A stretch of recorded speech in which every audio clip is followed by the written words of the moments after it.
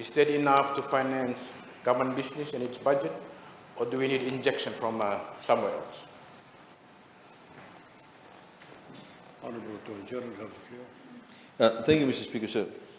Mr. Speaker, sir, again, if I can reiterate the very fundamentals of the budget. All budgets in Fiji have always been funded through a deficit budget, except for two in our history. So essentially what it means, if you look at the overall expenditure of government, there's a particular amount, and then we have revenue. Now, there's always been a shortfall because we're running a government. So the question is, how much of a shortfall? And the second question is, what are you actually going to fund through debt financing? Now, we normally, the preference of course is that you never fund your operational costs through debt financing. You fund your operational costs through your revenue generation.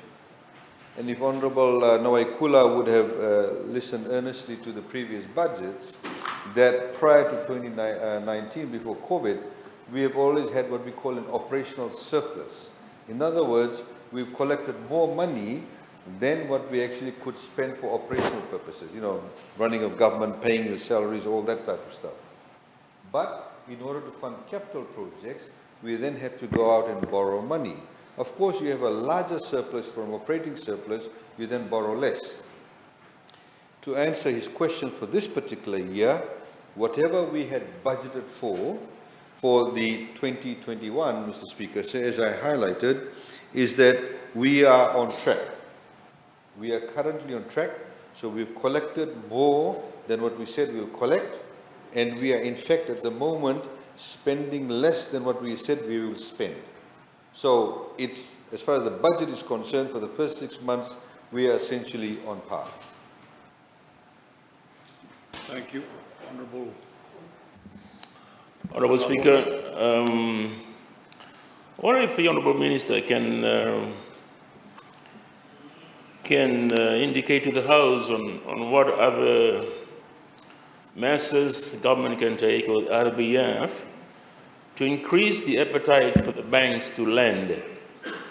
In the latest update from the RBF, they say that there is liquidity in the system, but the banks have a low appetite to lend. I know in the business community there are people who are saying that they have projects that they are ready for takeoff, but it's the reluctance of the bank to lend that is holding things back. We cannot always wait for the bubble thing to kick in. We need to work on what we have today. If the appetite for investment is there, it must be matched by the appetite by the bank to lend. So what can we do to get the banks to lend, Honourable Speaker?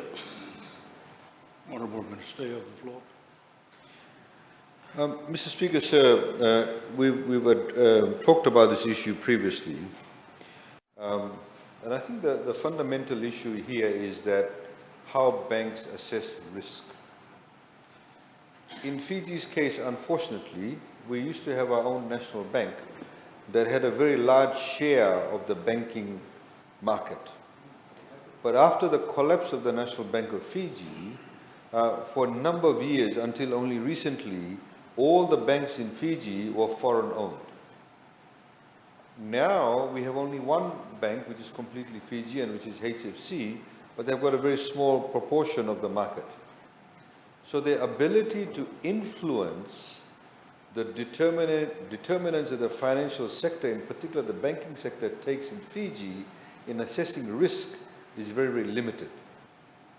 Now, I've said in Parliament previously, Mr. Speaker, sir, ANZ is Australian/New Zealand owned. The decisions are made in Auckland and Melbourne and Sydney. The next largest bank is Westpac. Decisions are made in Sydney. As you know, Westpac is now open knowledge. They are now selling, and they have a deal now with Kina Bank in Papua New Guinea, which is the second largest bank we understand in Papua New Guinea. We expect the transaction to be completed with all the regulatory requirements being met, probably about 9 months' time or so. Of course, their decision will be made in Port Moresby. The next bank is BSP, head office is in Port Moresby. The next bank is Bank of Baroda, head office in New Delhi / Mumbai. The next bank is Bread Bank. The decisions are being made in Paris. So their assessment of risk would be very different to what HFC would have as assessment of risk.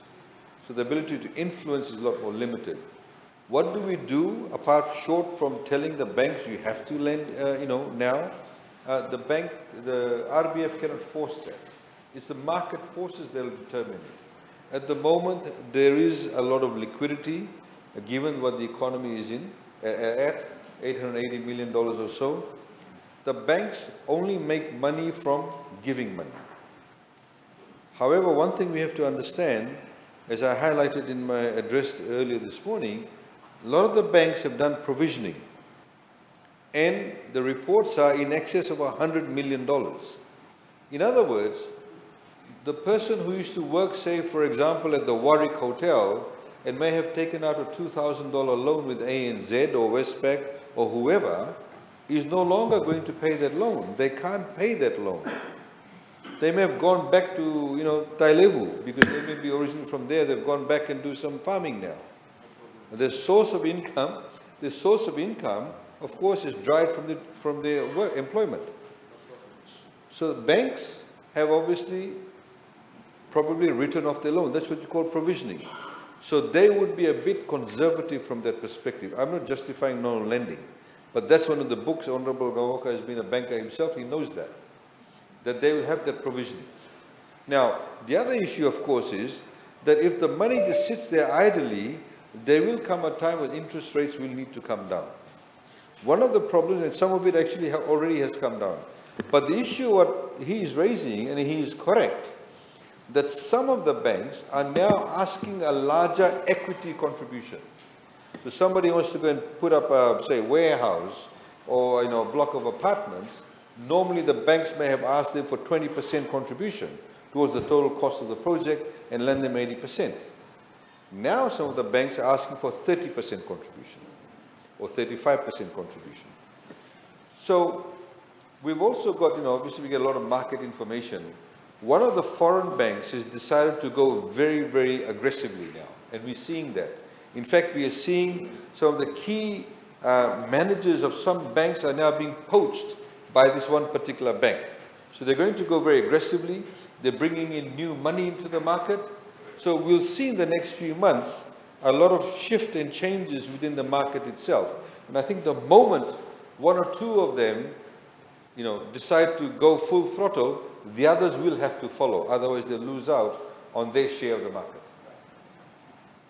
In the meantime, as a regulator, RBF has to provide the right prudential requirements and ensure that the financial system has stability.